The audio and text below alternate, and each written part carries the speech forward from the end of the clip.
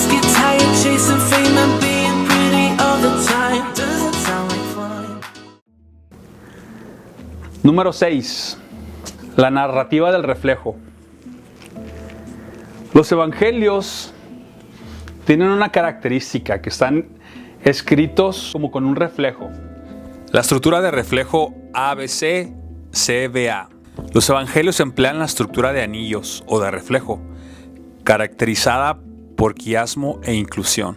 Estos recursos solo se usan en historias reales o biografías cuando no son estrictamente cronológicas. Por ejemplo, los escritos de Suetonio.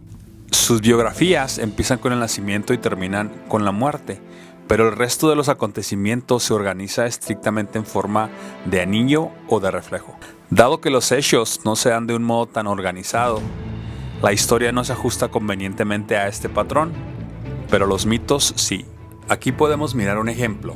Si nos fijamos en la estructura por la cual Mateo está escrito, podemos estructurarlo, dividirlo en evento A, evento C, evento D, etcétera, hasta llegar al evento L. Después del L empezamos la cuenta regresiva, que evento K, evento J, evento I, evento H. Y por ejemplo, en el regreso podemos ver que es un reflejo. Por ejemplo, el evento A, genealogía, sumario de tiempos pasados, Mateo 1:1 del 17, es un reflejo del evento A al final, que es un sumario de tiempos futuros. Si nos vamos, por ejemplo, al evento D, huida a Egipto, congoja por los niños, Jeremías lamenta el fin del primer templo. Si nos vamos al reflejo D, marcha a Jerusalén, congoja por los niños y predicción de la destrucción del templo.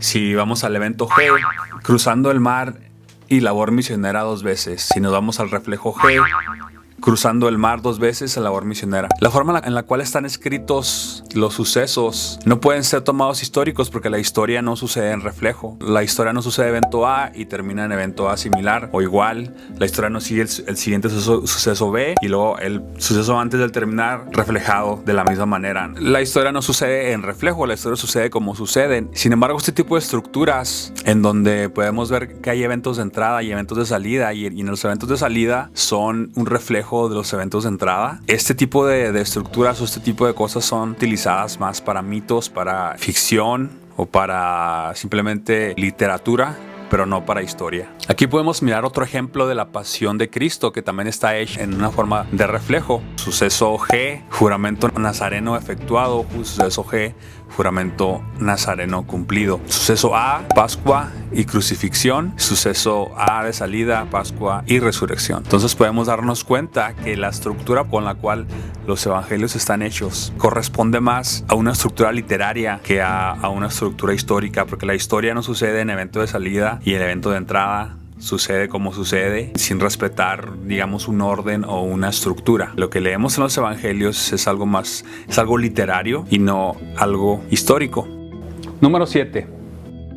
Los libros del Nuevo Testamento tienen la misma estructura literaria. Esto quiere decir que los libros del Nuevo Testamento están escritos todos con la misma estructura. ¿Qué quiere decir esto de la estructura? Esto sí es un poquito más complicado, porque yo me aventé en un libro y lo tuve que leer varias veces, entonces voy a intentar explicarlo. En la antigüedad existían reglas de escritura que debían ser utilizadas si el texto debía ser considerado o aspiraba a tener importancia. Estas reglas básicamente eran para formar estructuras de párrafos. Se contaban las palabras por párrafo. Cada autor desarrollaba su propia estructura, de tal manera que se pudiera saber cuando su obra había sido alterada o interpolada. Así era como se protegían las obras literarias. Existían 2 maneras primordiales de contar las palabras: las sumatoriales y las ianuales. Las sumatoriales consistían en sumar el valor de los números en su orden normal. Por ejemplo, 1, 2, 3, sumándolos es igual a 6, por lo que la sumatorial de 3 es 6. Si continuamos con el número 4, si sumamos el 1, el 2, el 3 y el 4, da como resultado el número 10. Por lo tanto, el sumatorial de 4 es 10. Y así sucesivamente. Las ianuales consistía en sumar la cantidad de números siguiente al número elegido. Por ejemplo, el número 3. 3, si sumas 3 números después del 3, que serían 3, 4 y 5, da como resultado 12. Por lo que el ianual de 3 es 12. Si hacemos lo mismo con el número 4, sería sumar 4, 5, 6 y 7. Queda como resultado el número 22, por lo que el ioanal de 4 sería 22. Entonces así se contaban las palabras de los párrafos, por sumatoriales o por ioanales, para formar la estructura deseada. Estas estructuras se pueden encontrar en los evangelios, que supuestamente fueron escritos por diferentes personas, con diferente grado de educación y en diferentes momentos. Como te puedes dar cuenta, es un poquito complicado entenderlo. Sinceramente no imagino a personas de iglesia dedicándole el tiempo, dedicándole el esfuerzo de tratar de investigar y comprender este tipo de cosas. Es más sencillo levantar sus manos y creer todo lo que un pastor les dice, con el fin de recibir la bendición o seguir con la tradición con la cual se fue educado. Para Elizabeth oramos para que no tenga relaciones sexuales, que espere en Dios su esposo. Por Selene Gómez, amén. Atamos los espíritus malignos que la persiguen, los reprendemos y los expulsamos fuera. Para Lana, que deje de fornicar con hombres mayores, los reprendemos en el nombre de Jesús, líbrala, Señor. Elber González, que está, no sé qué enfermedad tiene. Le pedimos también que lo sane, que lo limpie, que lo restaure, que lo renueve. Gloria, gloria, santo, santo, santo. El Espíritu Santo está moviéndose aquí. Gloria, gloria. Magdona. ¿Pero por qué? Porque Dios no quiere que nos embellezcamos para llamar la atención de otros. Dice, nada más deben agradarme a mí, o sea, a Dios y a su esposo, no a la demás gente. Y aparte los cosméticos, los biles le ponen sangre de murciélago. La boca pintada despierta la lujuria en los hombres, ¿eh? Todos los hombres dicen eso. Los ojos así vienen de Cleopatra. Todo el maquillaje de ojos viene de Cleopatra. Cleopatra era una egipcia que adoraba demonios. Número 8. Las firmas acrósticas que se encuentran en los libros del Nuevo Testamento. Nuevas investigaciones han descubierto que los libros del Nuevo Testamento tienen firmas acrósticas que forman la palabra Simón, que significa sátira, burla, escarnio en griego, a 8 lugares de distancia del extremo de las frases. Según el libro Año 303 Inventan el Cristianismo, escrito por Fernando Conde Torrens, afirma que el Nuevo Testamento fue escrito a partir del año 303 después de Cristo, por orden del emperador Constantino. Pero una de las personas a cargo, Eusebio de Cesarea, no estaba de acuerdo con este fraude, con la invención de esta nueva religión, por lo que dejó indicios, pistas, para que eventualmente los estudiosos o los catedráticos descubrieran el fraude. Solo que cuando la iglesia descubrió estas firmas acrósticas, las ocultó, pidiéndole a diferentes escribas alrededor del imperio que cambiaran las copias, añadiendo o quitando frases y palabras para que se perdiera la estructura original mencionada en el punto anterior y que se tradujera a latín, para que también se perdieran las firmas acrósticas escritas en griego. Aquí podemos ver algunos ejemplos de las firmas acrósticas que están en el Nuevo Testamento, originalmente escrito en griego. Número 9. Las pruebas del Jesús histórico son falsificadas. Las pruebas que generalmente los cristianos o los creyentes exhiben o muestran como evidencia de un Jesús histórico, ya se comprobó que están falsificadas o que son interpolaciones, o sea que no son reales. El más popular de estas evidencias es el que llama Testimonio Flaviano, escrito por Flavio Josefo, en donde él habla acerca de Jesús. Como podemos ver en la imagen, existió por aquel tiempo Jesús, un hombre sabio, si es que le puede llamar hombre, porque él hacía portentos enormes, maestro de hombres deseosos de mejorar, etcétera, etcétera, como podrás ver en la imagen. Pues se encontró que en esta también se encontró la misma estructura y las mismas terminaciones acrósticas, como veíamos en el punto anterior. Leyendo un poco e investigando en algunos libros, encontré este libro llamado El caso de Cristo, escrito por Lee Strobel. Y en este libro es una investigación que esta persona hizo como para demostrar que, pues, de que los evangelios son reales, que Cristo es real, el cristianismo es real, etcétera, ¿no? Sin embargo, en la parte en la que se refiere a este tema de Josefo, hablando acerca del testimonio flaviano, él se entrevista con un erudito, con una persona sabia, muy estudiada al respecto. El nombre de esta persona es Dr. Edwin M. Yamauchi.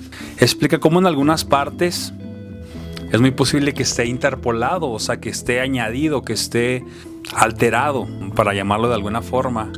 Entonces, esta persona, este erudito, explica cómo algunas de las partes del testimonio flaviano muy bien pudieron haber sido interpoladas y otras muy bien pueden ser originales. Por ejemplo, él comenta: significa que los copistas cristianos primitivos insertaron algunas frases que un escritor judío como Josefo no hubiera escrito, explicó Yamauchi. Por ejemplo, la primera línea dice: en este tiempo vivió Jesús, un hombre sabio. Esa frase no la utilizan normalmente los cristianos para referirse a Jesús, por lo que parece auténtica de Josefo. Pero la frase siguiente dice: si en verdad uno debe llamarlo hombre. Eso implica que Jesús era más que humano, lo cual parece ser una interpolación. Y continúa diciendo: por cuanto fue alguien que llevó a cabo obras sorprendentes y maestro de aquellos que aceptan la verdad con gusto. Ganó a muchos judíos y a muchos de los griegos. Esto parece concordar con el vocabulario que Josefo utiliza en sus escritos, y en general se lo considera auténtico. Pero luego viene esta declaración inequívoca: era el Cristo. Parece ser una interpolación. Es poco probable que Josefo hubiera dicho llanamente que Jesús era el Mesías en este punto, cuando en otras instancias simplemente había dicho que sus seguidores lo consideraban el Mesías. La siguiente parte del pasaje, que habla del juicio de Jesús y la crucifixión y del hecho de que sus seguidores aún lo amaban, no es nada excepcional y se le considera genuina. Luego aparece esta frase: al tercer día se le apareció restaurado a la vida. De nuevo, esta es una afirmación clara de la creencia en la resurrección, y por lo tanto es poco probable que Josefo la haya escrito. Entonces, estos tres elementos parecen ser interpolaciones. Entonces yo me pregunto, ¿para qué interpolar un personaje real? ¿Para qué añadirle cosas a la obra de un escritor de hace muchos años, de hace miles de años, para enfatizar las características del personaje que supuestamente es real? O sea, ¿cuál es la razón? ¿Para qué hacerlo? Digamos, ¿para qué añadir o exagerar la obra del gran Hijo de Dios que vino a salvar al mundo de sus pecados, del gran plan maestro de Dios? ¿Cuál es la razón? Pues la única razón por la cual ese tipo de cosas pasan es cuando uno está intentando respaldar una mentira. Cuando uno dice una mentira y luego intenta hacer cosas para que esa mentira parezca real. Y si te das cuenta, las características que al parecer son interpoladas resaltan la divinidad del personaje de Jesús. Que de hecho uno de los puntos que iba a mencionar en este video, pero que decidí no incluirlo, es que los evangelios se pueden dividir en dos partes. En las partes en las que Jesús se describe como un sabio, y las partes en donde se describe como una persona divina, hija de Dios, supernatural. Y se pueden dividir y las puedes leer perfectamente en orden. Y algunos de los libros que he leído explican cómo fue que se añadió al escrito original la parte donde Jesús es sobrenatural, hijo de Dios, Mesías, sanador, etc. Si yo tengo la capacidad de interpolar, si yo voy a interpolar algo, ¿no?, para resaltar las características de un personaje que tal vez no existió, pero que quiero que se resalte, pues no voy a interpolar ahí una que otra palabra, ¿no? Pues interpolaría pues toda la frase que hable acerca de él. Se encontró que en el testimonio flaviano también se encuentran las mismas firmas acrósticas que te mencionaba en algún punto anterior del video. Entonces quiere decir que la persona que escribió el Nuevo Testamento también escribió el testimonio flaviano y lo interpoló en la obra de Flavio Josefo. Cada persona se va a aferrar a lo que sea que apoye su creencia, ¿no? Si eres cristiano, te vas a una librería cristiana y obviamente va a haber autores como el libro del caso de Cristo, en donde se va solamente a intentar probar lo que ya se cree, ¿no? y obviamente tú lo vas a creer, pero si las evidencias empiezan a apuntar a que lo que tú crees no es verdad, es una invención, es una mentira, es un invento, obviamente no lo vas a creer. Si la arqueología, si las investigaciones empezaron a decir que todo lo que dice la Biblia es real, entonces tú contentamente lo creerías y incluso lo compartirías y sería una evidencia. Pero como la evidencia está apuntando a que lo que dice la Biblia es un invento literario, entonces no lo vas a creer y lo vas a negar y vas a decir que es del diablo y vas a decir que son cosas engañosas del hombre y vas a inventar mil y una excusas para no creerlo. Y siempre vamos a depender de la obra de alguien, de lo que alguien haya escrito, de las investigaciones de alguien. Si nosotros no nos dedicamos de eso de lleno y dependemos de la obra, de lo que los demás hagan, de los escritores hagan, de los investigadores hagan, siempre vamos a depender de la obra de alguien más. Y obviamente a quién le vamos a querer, pues a la persona o al escrito o al trabajo que confirme mis creencias.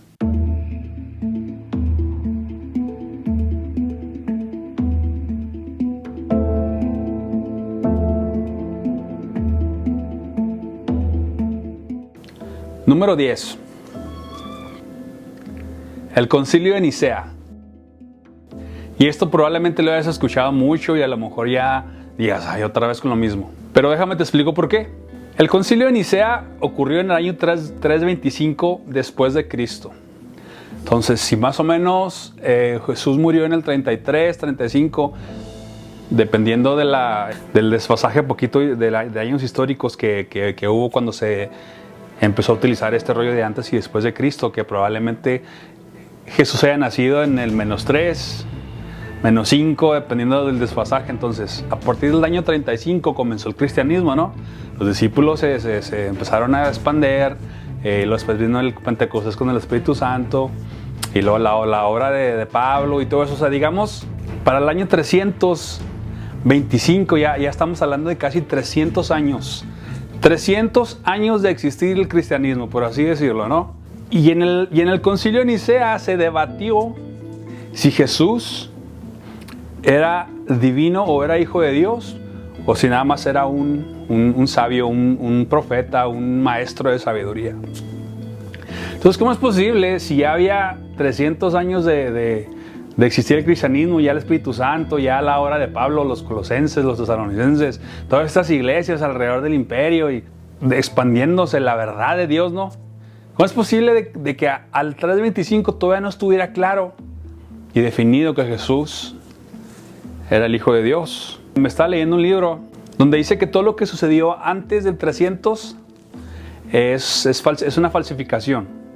O sea, si un autor, si un historiador habla del cristianismo, es una falsificación. ¿Por qué? Que él te explica en el libro que el Nuevo Testamento se escribió a partir del año 305, del año 303. Y lo que tomó todos esos años, por orden de Constantino, escribirlo, diseñarlo, por un historiador y por un experto en retórica. Si te pones a investigar la historia, te das cuenta que todo lo que hay antes del año 300 se cree más o menos se data más o menos y todo es por paleografía. ¿Qué es paleografía? Que una persona agarra un documento, que es a lo mejor un documento arqueológico, un escrito, no sé, lo mira, y luego más o menos por el estilo de letra, como se viera el rollo así, bueno, pues esto yo creo que es del año 120. Y ya, oficialmente ese documento es del año 120. Y se cree entre el 120 y entre el 110, o entre el 120 y el 140. Y ya se hace oficial y se pone en libros y se documenta y ya se toma como eso. Sin embargo, se tomó un documento, una de las copias del Nuevo Testamento, y se puso por carbono 14. Y salió ahí que era como del año 370 después de Cristo. Entonces, a partir de ahí dijo la iglesia, no. Mejor ni me lo toquen, déjenmelo ahí, no me le muevan, que todo sea por paleografía y no hay que meternos con hacer unas pruebas más científicas, más profundas, que puedan ser más acertadas, porque si no se darán cuenta que en realidad sí, que todo empezó después del año 303 y que antes de eso todo es invención, todo es que se cree, todo es que más o menos Y a partir de 305, 303, todo es específico. En el 325 fue el concilio de Nicea, y luego después en otro concilio para saber si el Espíritu Santo era Dios o no. Teodosio estableció el catolicismo como ley, y etcétera, etcétera. Entonces, cuando te pones a leer todos esos detalles y empiezas a atar cabos, pues te empiezas a dar cuenta que sí, o sea, que no era posible que hubiera 300 años de cristianismo y que te vas a dudar si Jesús era Dios o no. ¿No crees? Nada más te lo dejo de tarea ahí para que lo pienses. Y bueno, estos son los 10 puntos, ¿no? Pero está bien, vamos a decir que tú no lo crees, porque puede ser obra del diablo, ¿no? Satanás se mete en estos hombres malignos que intentan levantarse en contra del conocimiento de Dios, inventando filosofías y mentiras para confundir a la gente y que la gente pierda su fe y que la gente deje de creer en Cristo y todas estas cosas que los cristianos te dicen, ¿no? Que se creen a ciegas lo que les han enseñado, y cualquier cosa que sea en contra ni siquiera se analiza, ni siquiera se piensa, ni siquiera se razona, simplemente se niega. Entonces vamos a decir, ok, está bien, todo lo que te acabo de decir, todo lo que te acabo de decir, ok, vamos a decir que no es cierto, vamos a decir que está inventado, vamos a decir que es una falsificación, vamos a decir que es el diablo intentando confundirnos, ¿no? Ok, analicemos un poquito las cosas, pues, lo que el cristianismo nos ofrece, lo que el cristianismo pone delante de nosotros. ¿Qué dice el cristianismo?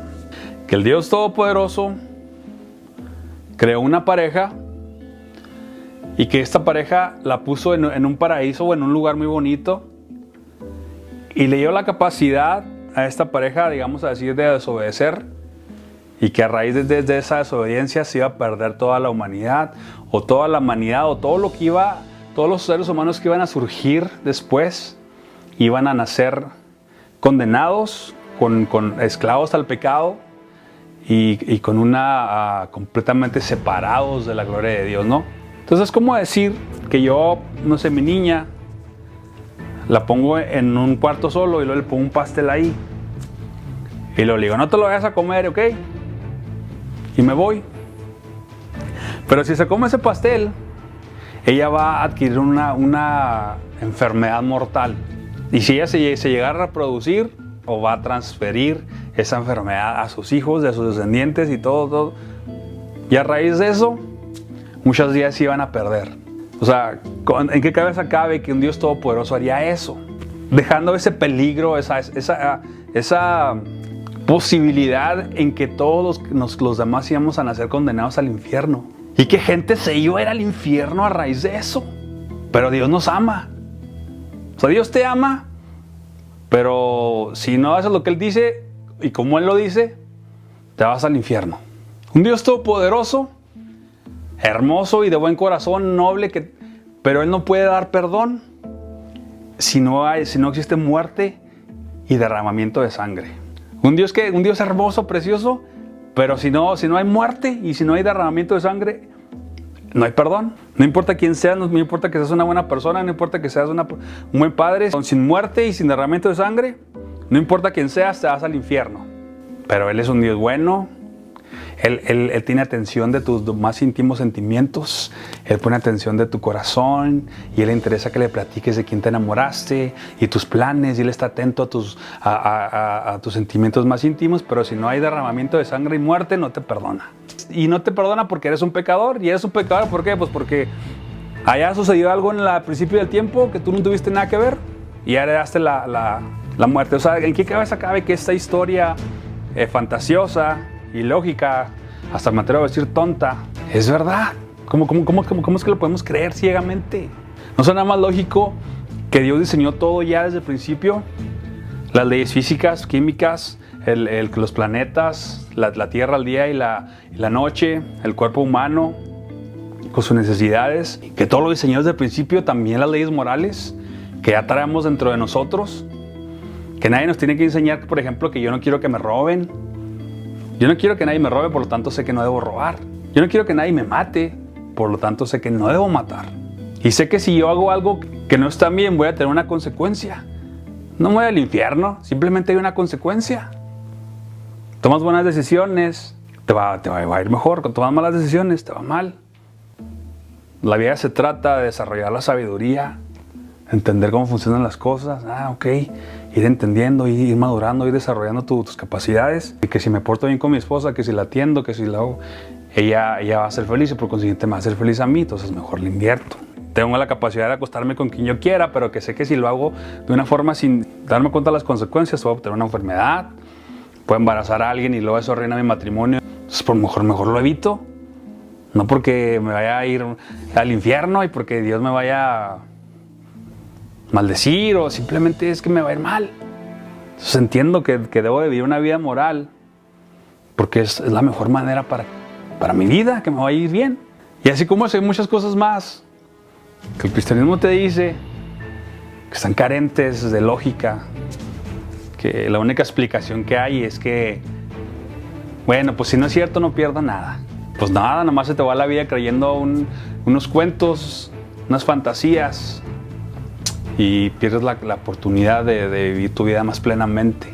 La verdad que desde el momento en que dejé de involucrarme con todas estas cosas, mi vida se fue a mejor.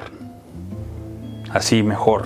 Que me quité así como un peso de encima, así, y empecé a entender mejor la mente con la que Dios creó todas las cosas. Y sigo desarrollando y sigo aprendiendo, pero por sabiduría, no por miedo al infierno, no por miedo a lo que dice la Biblia. Entonces, te invito a reflexionar. Cualquier pregunta, con confianza. Si me quieres decir que estoy lejos de Dios y que Dios tenga misericordia de mí, adelante. Si tú quieres que profundice más en alguno de los puntos, déjamelo ahí y haré un video especial en alguno de los puntos si lo quieres que lo haga más claramente. Y espero y estés muy bien. Cuídate mucho. Hasta pronto. Por una oración por Ariana que trabaja con la tía Juanita. ¿Qué será? No sé. Debe ser una cosa de sexo, no sé. Lo atamos, lo reprendemos y lo expulsamos. Esquizofrenia también, de nuevo. Esquizofrenia, te atamos, te reprendemos. Espíritu de enfermedad, te vas en el nombre de Jesús. El poder del Señor es mayor. Mayor, en el nombre de Jesús, que todo brujo, que todo Lucifer, por Adriana, que no quiere salir de su cuarto. Ayúdala, Señor, saca todo depresión. Por Rosa Melano, que está en el hospital, tiene coronavirus. También te pedimos por esa vida, Señor, ten misericordia, ayúdala, dale tu diestra poderosa, pon ángeles que acampan alrededor de ella y la defiendan, al nombre poderoso de Jesús. Coronavirus, Elba Guinón, que tiene coronavirus, libértala, Señor, sánala, restaurala. Por Marisol, que tiene sexo con personas adultas, libértala, Señor, libértala en el nombre de Jesús. Coronavirus de Elba Quinón, aleluya, ayuda, dice, aleluya. Por Joshua, que le gusta ver pornografía y hace mucho desorden en su vida, ayúdalo, bendícelo a ese joven, Padre amado, aleluya. Por la tía que tiene la pata chueca, dice, su pececito chueco, enderezalo, Señor, patas de bola, que está delicado también, ayúdalo. Yo no sé quién es, pero tú sí conoces, Señor, tú lo conoces a todos, yo no. Rosa Melano, para Marisol que Domínguez, que tiene sexo con perro, rompe esa cadena, pudre los yugos, Señor. Los saludo a Alma Marcela, que casi se quiso suicidar, Señor, libera.